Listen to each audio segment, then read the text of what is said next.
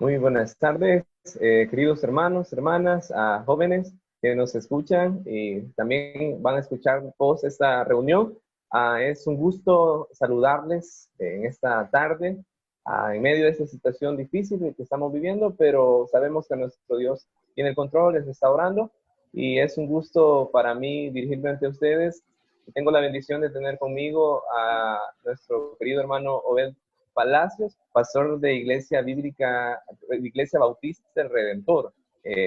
Obed pues es un amigo, un gran amigo, y también pues está casado con su esposa Maru y tiene una pequeña hija, y qué bueno poder saludarte, Obed, en este momento.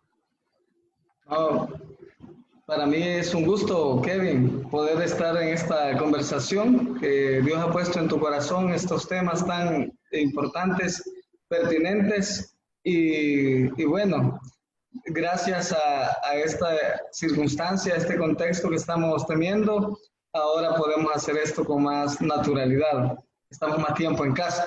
Así que va a ser un buen tiempo. Me alegra que me hayas invitado. Muchas gracias. Es un gusto y igual es mi deseo que sea de bendición para la audiencia que nos va a estar escuchando, y pues qué bueno poder saludarte. Queremos aprovechar el tiempo y porque son preguntas muy pertinentes, como tú lo decías, muy especiales, y queremos iniciar con la primera.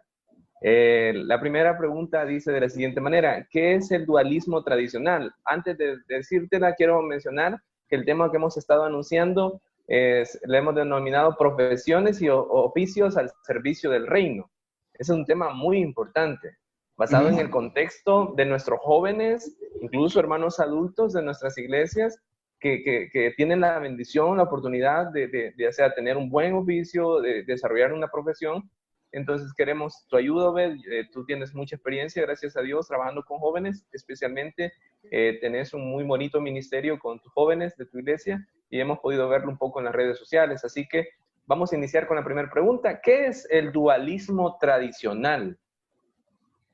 Bueno, yo creo que por muchos años ha habido una separación entre lo que es espiritual y lo que es secular. Entonces, muchas personas dicen, bueno, pero eso es secular y no es espiritual. Y, y esto viene desde mucho tiempo, desde los primeros siglos, donde hubo ese misticismo y esa figura de que esto sí es espiritual y esto es material. Justo contrarrestando eso, al final del primer siglo, Juan escribe sus cartas y su evangelio, y uno logra ver cómo Juan recalca lo material de Jesús, que Jesús era cuerpo, era carne, porque algunos decían que Jesús solo había sido espíritu y que no había sido carne. Entonces Juan dice, no, nuestros ojos lo vieron y nuestras manos lo palparon. Entonces también dice, el verbo se hizo carne. Entonces vemos que lo material, que en algún momento ha sido visto como malo por algunos filósofos, ya en nuestro tiempo, aunque no lo veamos desde ese punto de vista, aunque no sea algo filosófico, sino más bien un estilo de ver la vida cristiana, muchos hacen como una separación entre, bueno, si vienes a la iglesia, si participas de un servicio, si tienes un ministerio, tienes, si vienes regularmente, no eres de aquellos que vienen cada 8 o cada 15, entonces sos más espiritual. O yo creo que también el hecho de volvernos templocéntricos nos da la idea de que algo sucede en el templo, y el templo se vuelve un lugar bien místico, donde, bueno, el lugar de su presencia, el lugar donde Dios habla, y eso va haciendo como la separación entre aquellas cosas que son espirituales y aquellas cosas que son seculares, son materiales. Entonces, tenemos suficiente argumento teológico, suficiente argumento bíblico, suficiente argumento histórico para ver que las cosas no son así. Y cuando se han hecho así, con el dualismo tradicional, no hemos hecho mucho impacto en la sociedad, no hemos hecho mucho impacto en el mundo. Entonces, ese es el dualismo religioso, el dualismo tradicional. Perfecto, yo solo quiero abonar un poquito a lo que decís y me llama mucho la atención ese énfasis, ¿verdad? Esa separación que hace al cristiano como desorientarlo porque está de una manera integral y nosotros muchas veces, bueno, la generación pasada, y corremos el riesgo de seguirlo haciendo en algo que no es bíblico, algo que no es de Dios, y pues es muy importante. Creo que el valor del templo es muy especial. Y así todos los elementos que componen el cristianismo es muy especial, pero el detalle es cuando tú, como tú lo dices, exactamente, cuando volvemos las cosas más místicas que sagradas y lo limitamos cuando pues nuestro cuerpo es templo y morada del Espíritu Santo. Entonces, en todo lugar donde estemos, creo que es bien enfático, bien importante que tengamos presente eso. Gracias, Obed, gracias por esa primera respuesta. Quiero pasar a la segunda. La Biblia y las profesiones, oficios. ¿Qué nos dice la Biblia, a ver, acerca de las profesiones, acerca de los oficios, que es algo que nuestros jóvenes viven hoy en día? Bueno, quizás vamos a ir como un poquito más atrás, al inicio, cuando es la creación. Y dice Génesis 1:27 que fuimos creados a la imagen de Dios. Y luego levanta a una nación completa que fueran sus hijos. Y ellos le dicen, yo los quiero bendecir a ustedes para que puedan ser de bendición para los demás. Y luego levanta a la iglesia como una representación de la gloria de Dios.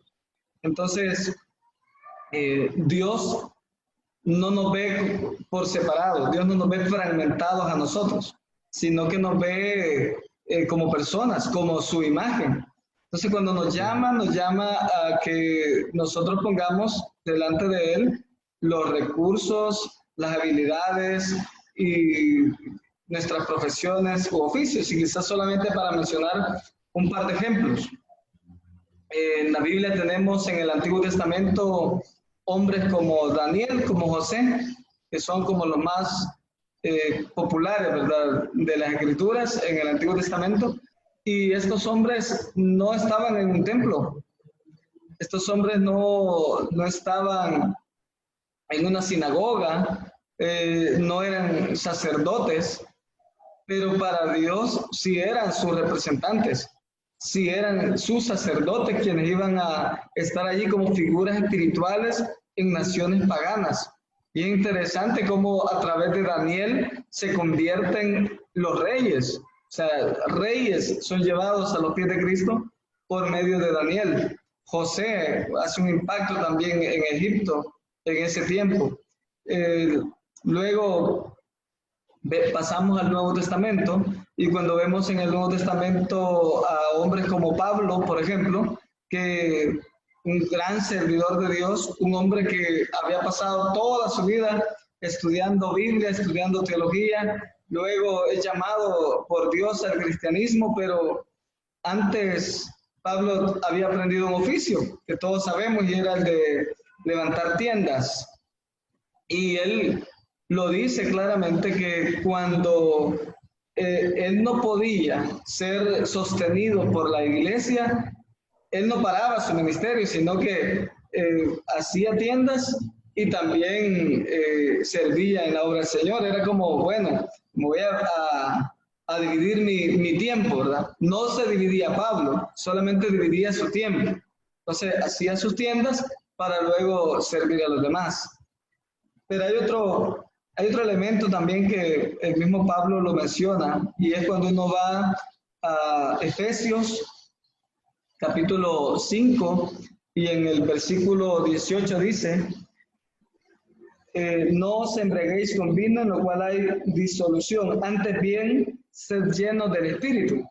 Y allí comienza una lista de personas o momentos en las que nosotros como personas nos desenvolvemos, y habla de esposos, habla de esposas, habla de hijos, habla de padres, habla de jefes y habla de empleados. Y él dice, allí donde están, ustedes deben ser llenos del Espíritu Santo, deben comportarse como hijos de Dios. Entonces, vemos que Dios no hace tal diferencia y lo que la persona tiene, lo que la persona ha obtenido como recurso, ya sea intelectual, recurso material, es puesto delante del Señor y Dios lo usa tal como lo ha preparado. Así que uno puede decir, ¿por qué Pablo escribe casi la mitad de los libros del Nuevo Testamento? Bueno, había sido preparado teológicamente, había sido preparado históricamente, había sido preparado religiosamente y también había sido preparado en el área lingüística. Entonces Pablo es el más brillante para escribir y Dios ya tenía un plan con él. Así que Dios usó lo que Pablo ya tenía como persona también. No sé si algún comentario, pregunta.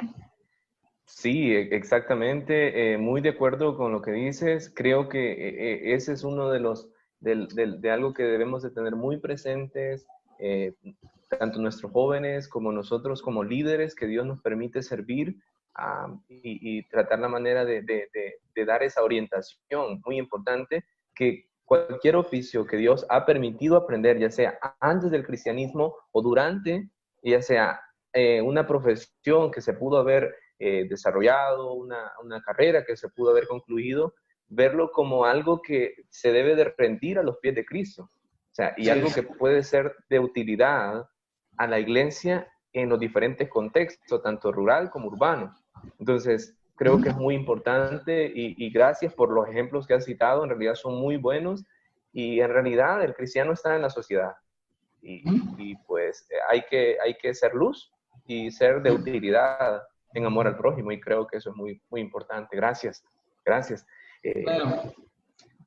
Partimos en la tercera. Sí, sí. Dime. No, yo creo que la tercera pregunta nos va a introducir algunas implicaciones prácticas. Perfecto, de acuerdo.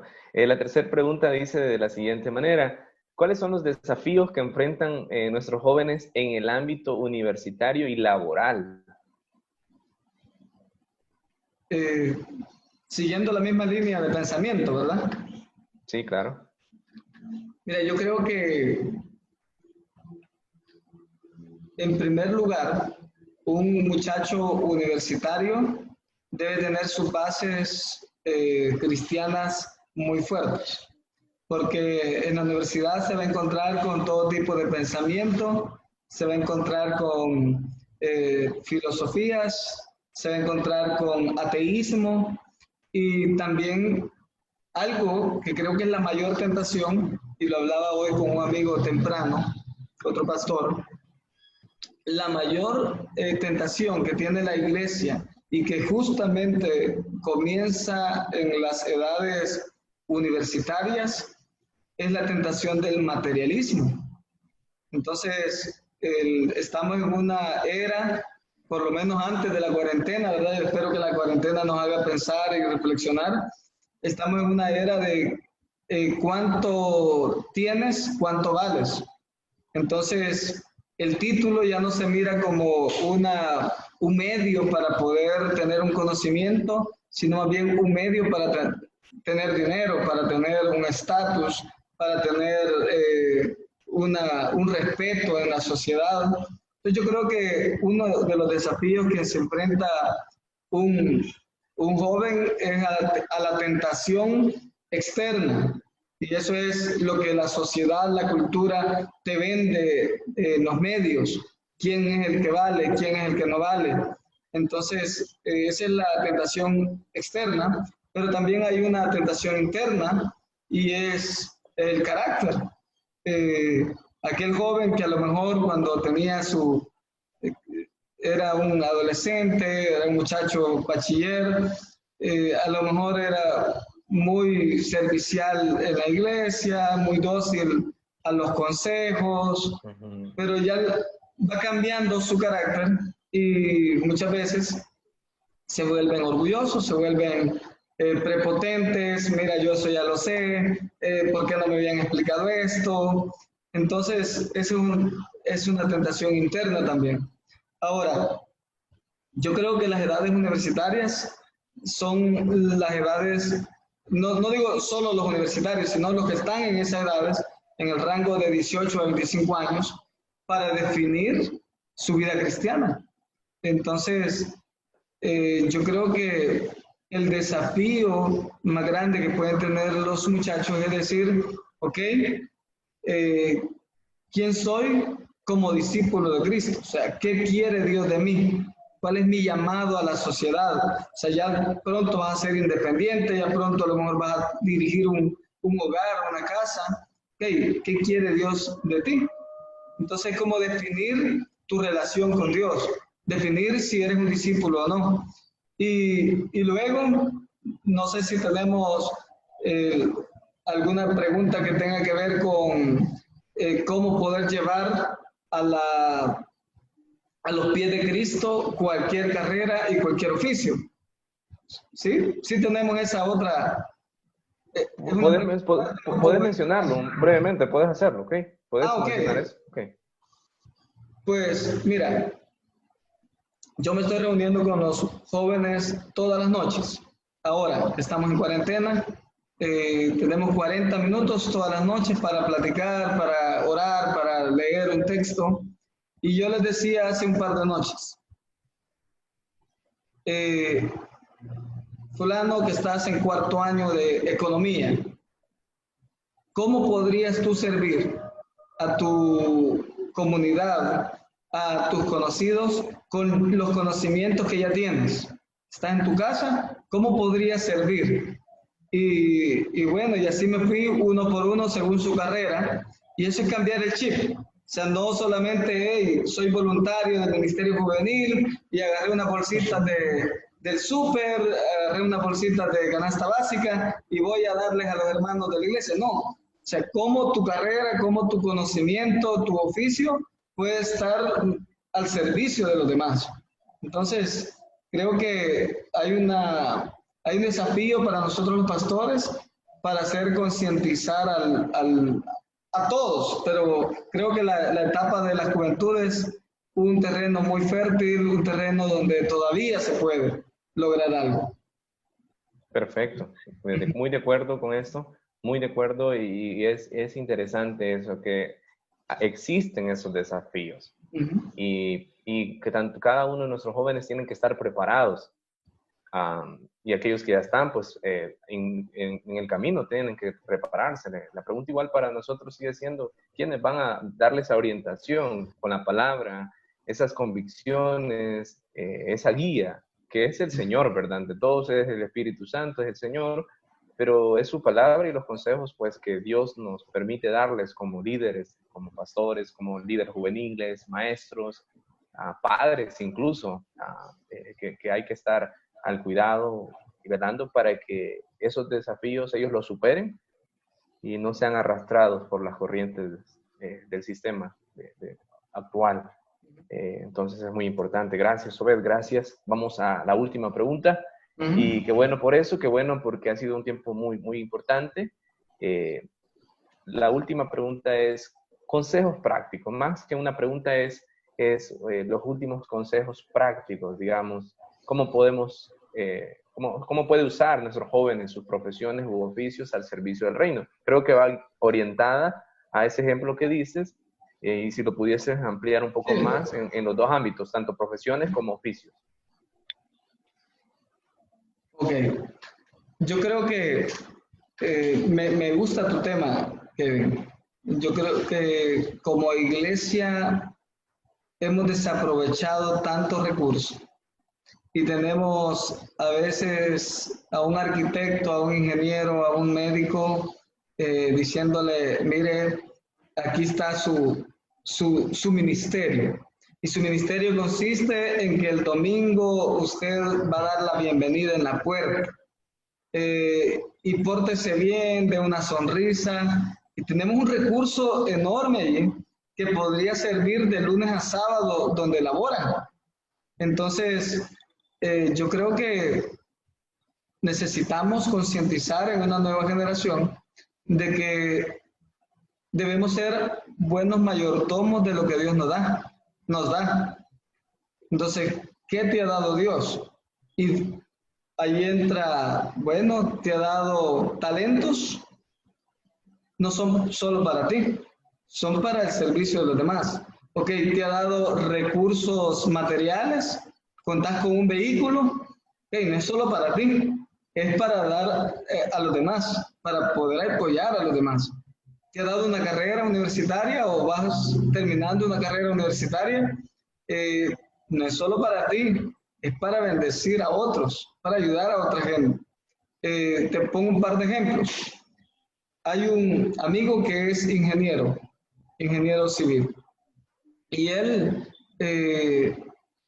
cuando hay una necesidad y sabe que alguien no puede pagar un consultor, no puede pagar qué sé yo, un plano, él viene y pone a su servicio, o sea, él tiene la riqueza, es el intelecto, la riqueza es lo que sabe, y él lo dona, y viene y ayuda a iglesias, ayuda a hermanos en Cristo, ayuda a amigos, o sea, en general.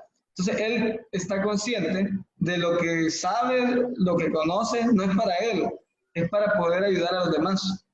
Entonces, entender el propósito por el cual nosotros estamos en esta tierra, entender el propósito por el cual nosotros fuimos redimidos, nos va a ayudar a entender el propósito para cada detalle de nuestra vida. Entonces, el propósito mío no son mis intereses, no son mis gustos, sino es el plan de Dios, es lo que Dios quiere hacer con mi vida. Entonces, yo creo que los jóvenes tienen que ir entendiendo eso, ir concientizándole. Yo creo que, como te decía, es un terreno fértil, los muchachos todavía son moldeables, son sensibles a la voz de Dios.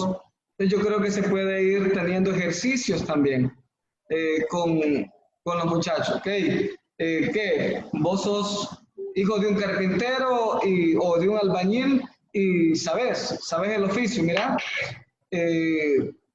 Vamos a ir a tal casa y vamos a pasar, qué sé yo, 4 días ayudándole a una familia a reconstruir o a remodelar una casa.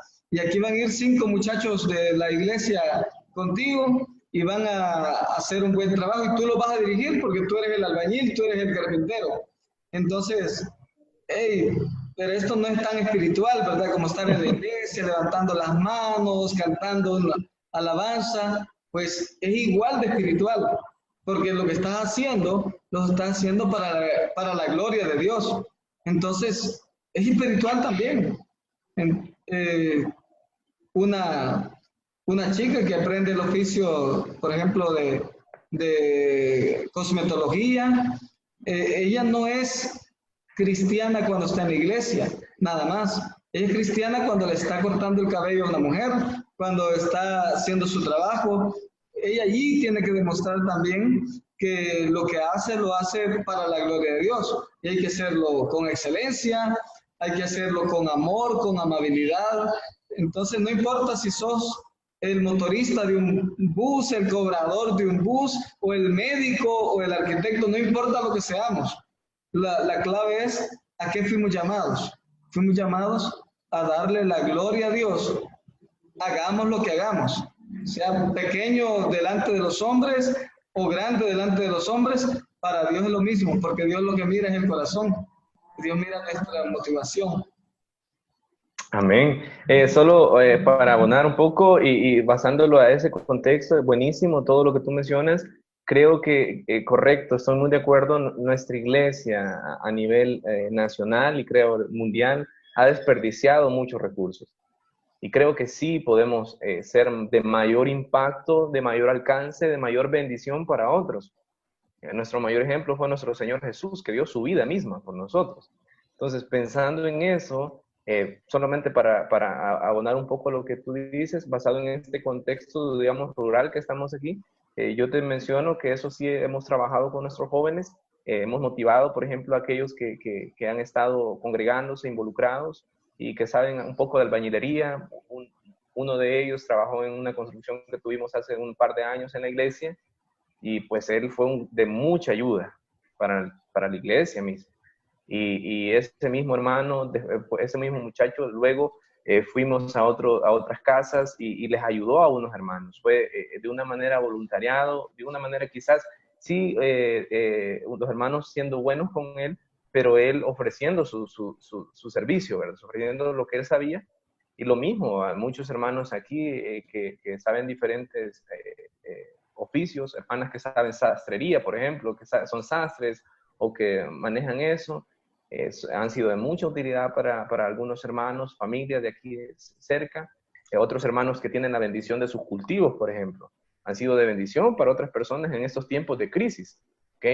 Entonces, son maneras de ponerle lo que tenemos y lo que somos a nuestro Dios. Y finalizo con un muchacho de nuestra iglesia que trabaja por una empresa bancaria, que son de los muchachos que son un poquito, que tienen un trabajo más estable, y pues, y lo mismo, tiene un gran corazón, y él pues es de ejemplo para otros de superación y junto con su familia y de reflexión también para con los jóvenes de nuestra iglesia, de tal manera de que lo que somos, lo que tenemos, se lo podemos rendir a Dios.